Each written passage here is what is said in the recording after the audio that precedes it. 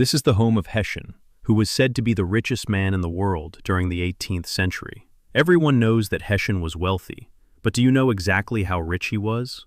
It is said that just one pillar in his home would be worth enough to buy 270 apartments in Beijing today. The three wonders and one great treasure inside Heshen's residence will definitely open your eyes. His home also contains the #1 blessing under heaven, personally written by Emperor Kangxi. Let me tell you a little secret.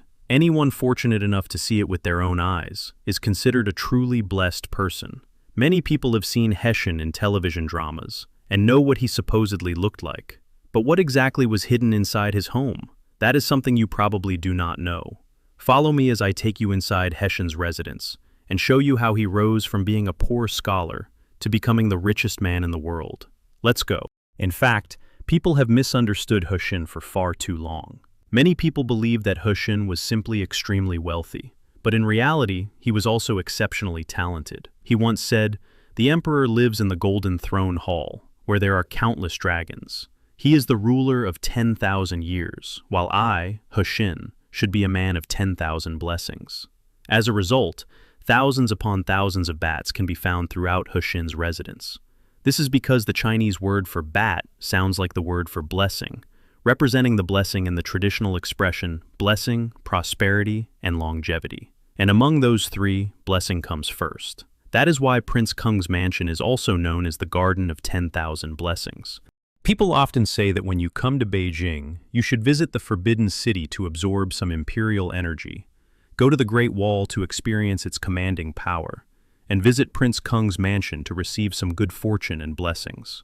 When Emperor Qing confiscated Heshen's property, he was absolutely furious. He said, "Heshen, you old scoundrel, the place where you live is exactly the same as the Hall of Joyful Longevity, where my imperial father lived. Not only that, my father used small leaf red sandalwood, yet you dared to use golden thread Nanmu wood, a material reserved exclusively for emperors. No wonder people say that you had to possess everything the emperor possessed, and even the things the emperor did not have, you still wanted for yourself." So exactly how luxurious was this mansion, now worth tens of billions? Follow me and let us take a look. Let's go. That single piece of timber, said to be worth 2.7 billion yuan, is right inside this building.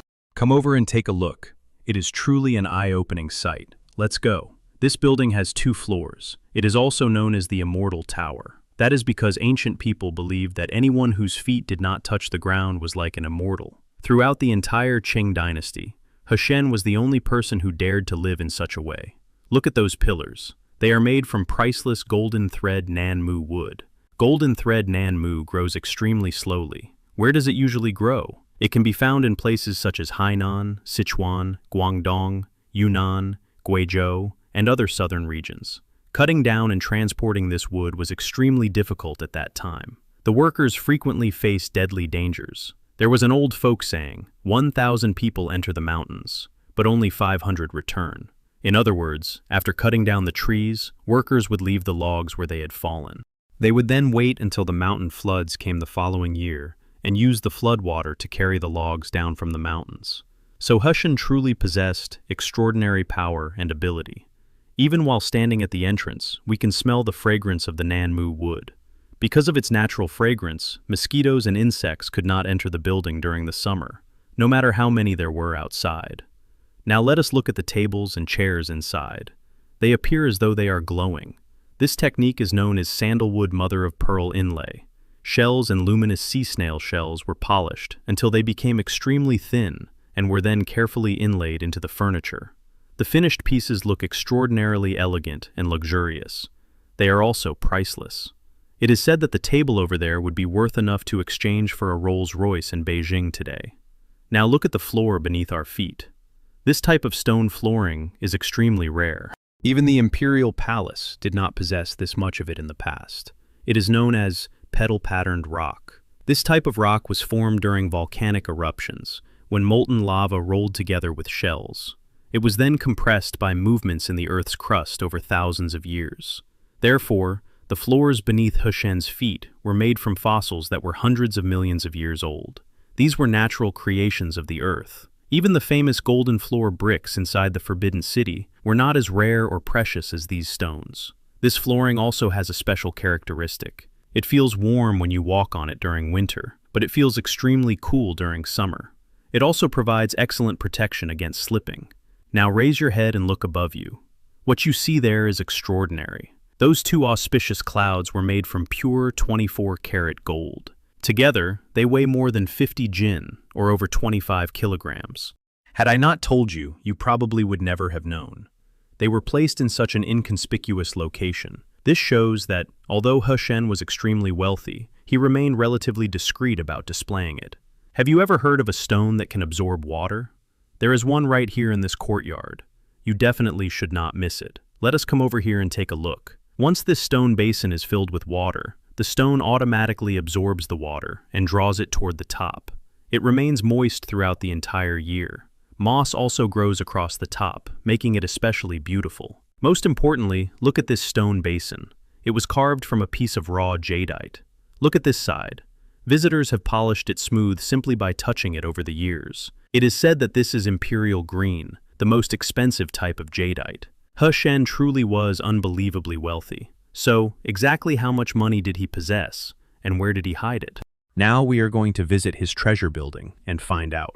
Look, this is Heshen's treasure building. My goodness, it is incredibly long. It stretches for a full 186 meters and contains 108 rooms. When Emperor Qing saw the treasure building, let me tell you, he was so angry that his eyes nearly turned green. He said, "Heshen, you old scoundrel. You possessed so many treasures that even your treasure building had to be this enormous." Many of the treasures inside were things Emperor Qing had never seen in his entire life. When Emperor Qing saw so many treasures, he felt both delighted and furious. When Heshen's property was eventually confiscated, the total value of his fortune was estimated at approximately 1.1 billion taels of silver. What did that amount represent? At the time, the entire Qing Empire earned only slightly more than 50 million taels of silver per year. Therefore, Heshen's fortune was worth approximately 15 times the entire Qing national treasury. Only 4 Chinese characters could adequately describe Heshen's wealth, rich enough to rival a nation. During the same historical period, only King Louis XV of France could supposedly compete with Heshen in terms of wealth. However, economists later calculated that even at the height of Louis XV's prosperity, his fortune was worth only slightly more than 14 million taels of silver. Compared with Heshen, that was like comparing a small hut with a magnificent mansion. Heshen was an exceptionally intelligent man. With so many treasures, how did he remember where every item was hidden? Look at the shapes of these windows. Every window has a different design. They function like the codes on Heshen's personal safes. Behind this window were 24 pure gold 8 treasure objects. There was also a golden kang bed inlaid with various precious gemstones. It was extraordinarily beautiful. Behind this window, more than 600 jin of ginseng were stored. At that time, Emperor Qianlong consumed ginseng every day. Heshen said, "I must eat it too, and I must eat the finest quality." He therefore found every possible way to obtain more than 600 jin of wild ginseng from Changbai Mountain and stored it inside this room. Behind this window were pearls that every woman dreams of possessing. There were only 10 pearls inside. Many people might ask, why were there only 10 pearls? These were not ordinary pearls. Each pearl was approximately the size of a longan fruit. Behind this window were more than 7,000 pieces of clothing, and these were certainly not ordinary clothes. This window is shaped like an immortal peach. Behind it, Heshen stored coral trees. They were made from Aka oxblood red coral. Even a piece of that coral as small as a peanut would be worth tens of thousands today. The red coral owned by Emperor Qianlong was only slightly more than 2 chi tall. However, the red coral trees in Heshen's home were more than 3 chi tall. He possessed 11 of them in total. When Emperor Qing saw them, he was completely stunned. Now let us look at this window. This one is especially extraordinary. It is the most auspicious of all the windows. At the bottom are 2 catfish, representing the traditional blessing of having abundance year after year. In the center is an ancient musical instrument known as a qing. Together, the images represent the expression, celebrating years of abundance. At the very top is an upside-down bat. The bat represents good fortune. Therefore, the complete design symbolizes lasting blessings, celebration, and abundance. The room behind this window was filled with gold ingots. These ingots were not merely the size of a fist, as we might imagine. They were as large as pillows. Each one weighed more than 1,000 taels, or over 60 jin. That is more than 30 kilograms. An ordinary person would not even be able to lift one. Let me quietly tell you that even all of this was nothing compared with the rest of his estate. The garden behind his home was 2.5 times the size of the imperial garden. The number one blessing under heaven was also hidden inside it. When Emperor Qing confiscated Heshen's property, he removed every treasure from the mansion. However, the one thing he did not dare to touch was the number one blessing under heaven. So what hidden secret did it contain? Let's go. I will take you inside and show you. This is the main entrance to the garden of Heshen's residence. It is known as the Western-style gate. It is said that the owner built it because he wanted to study advanced Western technology and use that knowledge to save the Qing Empire. If we continue walking, we will see a piece of Taihu stone. This Taihu stone is extremely unusual. When viewed from this position, it looks like a fish. Even the fish's scales can be seen clearly. Together with the stone gateway, it forms the image of a fish leaping over the dragon gate. When we look at it from this angle, it resembles a bird. However, when we change direction and look again, it appears completely different. From here, it looks like a middle-aged woman holding a child. It is said that when Emperor Qianlong took Heshen on a journey to southern China, Heshen discovered this stone and realized that it contained a special, hidden meaning. He therefore asked the emperor to give it to him. Although Heshen had 9 wives, he did not have a child for many years. He was already getting older, so naturally, he became anxious. With so much money, it would have been a terrible shame if he had no heir to inherit it. According to legend, in the 2nd year after this stone was placed inside the residence, one of Heshen's wives gave birth to a healthy baby boy. That child later became his only son, Fengshen Yindi. Because of this, the stone was given a particularly auspicious name, the Guanyin stone that brings sons. After the birth of his son, Heshen's ambition and purpose became even clearer. He declared, "The money on earth belongs to me, and the money in heaven belongs to me as well." Look at the dragon's head beside the pond. That was the water inlet for Heshen's residence. A pond was ingeniously constructed here. It is known as the bat pond. The entire pond is shaped like a bat. The 2 sides represent its wings, while the center forms its head. Several elm trees were also planted beside the pond.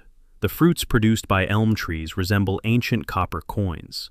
They are therefore known as elm coins. Whenever these elm coins fell into the pond, the entire pond became a treasure basin.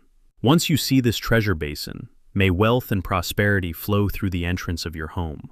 Now let us turn around and look at the Guanyin stone that brings sons once again. Its position was designed to prevent unclean energy from entering the residence while stopping wealth and prosperous energy from escaping. No wonder Heshen became so wealthy. In many ways, Heshen pursued the same goals that many people pursue. The larger his career became, the more responsibilities and worries he carried. The more he worried, the more exhausted he became. Therefore, he created places for relaxation and entertainment inside his residence. This place is known as the Flowing Cup Pavilion. Water was brought down from the mountain and guided through these winding channels. Water moving through a curved channel was traditionally called winding water. Let us look at the entrance where the water flowed in. A wine cup filled with wine would be placed at the entrance. The cup would then float along the channel below. Whichever person the cup stopped in front of had to drink 3 cups of wine as a penalty. That person also had to compose a poem. Does that sound interesting? However, the most remarkable feature of this place is its cultural symbolism. When viewed from here, the waterways form the Chinese character, chuan, meaning river. A river represents water, and water traditionally symbolizes wealth. When viewed from another direction, the channels form the seal script character for longevity. I also wish everyone watching this happiness, longevity, good health, and peace. This is far from the only entertaining place inside Heshen's residence. One of the 3 great wonders of Prince Kung's mansion is this grand opera house. So, what exactly makes it so extraordinary? Everyone, come over and take a look. The entire Grand Opera House covers approximately 600 to 700 square meters. It was built entirely with traditional mortise and tenon joints. Not a single nail was used anywhere in the structure. With such an enormous performance hall, how could Heshen clearly hear the actors while sitting inside his private box? Underneath the stage were 9 enormous vats, arranged in a V shape. When performers sang on the stage above, the vats below created resonance. This was essentially one of the earliest forms of three-dimensional surround sound. You should also look carefully at the painted beams above. After more than 100 years, the paintings have barely changed. Every image was painted entirely by hand. The paintings depict wisteria flowers, symbolizing auspicious purple energy arriving from the east. The flowers were combined with green leaves. Therefore, whether people came here to watch performances in spring, summer, autumn, or winter, whenever they raised their heads, they would feel as though they were surrounded by the fresh atmosphere of spring. Now, I will take everyone to receive some of the blessings of Prince Kung's mansion. Let's go. When Emperor Qing confiscated Heshen's property, the item he wanted most was the #1 blessing under heaven stela, personally written by Emperor Kangxi. So why did he ultimately fail to take it away? It was because the blessing stela had been completely surrounded by an artificial rockery. Look at this rockery. Does it not resemble 2 dragons? The dragon was a symbol of imperial power. Therefore, these 2 dragons represented the emperor's realm and the stability of the nation. This blessing stela reaches approximately 8 meters in height and is buried deep beneath the ground. If anyone attempted to move the blessing stela, the surrounding rockery would collapse.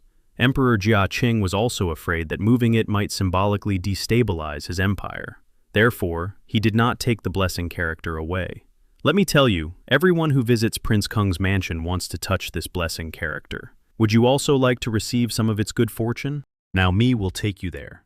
Let's go. There are very specific rules for touching this blessing character.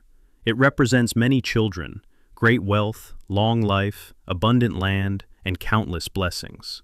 All 5 blessings are united within this single character. When touching the blessing character, you should move your hand from the top to the bottom. Normally, whenever I come here, after touching it, I place the blessing inside my pocket and quietly carry it home with me. But today, I am giving this blessing to you, the person watching from the other side of the screen. Did you receive it? Those who received it, leave a message saying, "I received it." Heshen's story is not only about unimaginable wealth, but also about the rise and fall of one of the most powerful officials in Qing Dynasty history. Shortly after Emperor Qianlong died in 1799, Emperor Qing ordered Heshen's arrest, confiscated his property, and sentenced him to death. Heshen was ultimately allowed to take his own life, bringing his extraordinary career to a sudden end. Although many stories about the hidden treasures, symbolic stones, and enormous value of the mansion have been passed down through legends and popular culture, Prince Kung's mansion remains one of Beijing's best-preserved Qing Dynasty princely residences and an important place for understanding the architecture, beliefs, and lifestyles of China's imperial elite. Heshen's life also leaves us with a powerful lesson. Talent and ambition may bring wealth and influence, but when power and greed grow without limits, even the greatest fortune cannot guarantee a peaceful ending. What impressed you most about Heshen's mansion? The priceless golden thread Nanmu pillars, the enormous treasure building, or the #1 blessing under heaven? Share your thoughts in the comments. Thank you very much for watching, and I hope this video has helped you discover another fascinating chapter of Chinese history. Please subscribe and join us again in the next video as we continue exploring the hidden stories, remarkable places, and extraordinary people of China. See you next time.